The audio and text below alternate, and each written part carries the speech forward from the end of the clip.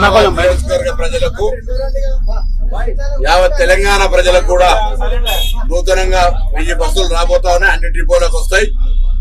మహాలక్ష్మి పథకం వచ్చిన తర్వాత మహిళలు బస్ ప్రయాణాన్ని ఎక్కువగా వాడడం వల్ల ఆక్యుపెన్సీ రేటు పెరిగి నూతన బస్సులు అవసరం అవుతా ఉన్నాయి. తప్పకుండా గౌరవ ముఖ్యమంత్రి గారు రేవంత్ రెడ్డి గారు నూతన బస్సులను తీసుకొని అనేటువంటి సూచన చేయడము, బస్సులు రావడం జరుగుతోంది. మేమందరం ఒకటే ఈరోజు కొద్దిగా మహిళలు వచ్చినప్పుడు గౌరవించాలి.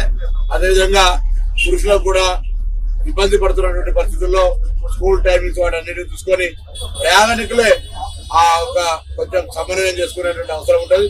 బస్సులు ఏర్పాటు చేస్తాం, ఇన్ఫ్రాస్ట్రక్చర్ క్రియేట్ చేస్తాం, బస్ స్టేషన్లంతా కూడా సర్వీస్ ఉంచే ప్రయత్నం చేస్తాం.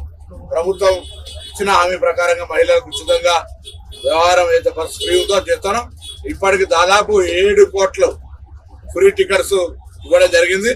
అవన్నీ కూడా ఇంకా భవిష్యత్తులో ఎటువంటి ఇబ్బందులు లేకుండా పారదర్శకంగా మహిళల సౌకర్యంగా ఉండే విధంగా ఈ కార్యక్రమం తీసుకోబోతున్న మాట మనం చేస్తా ఉన్నాం.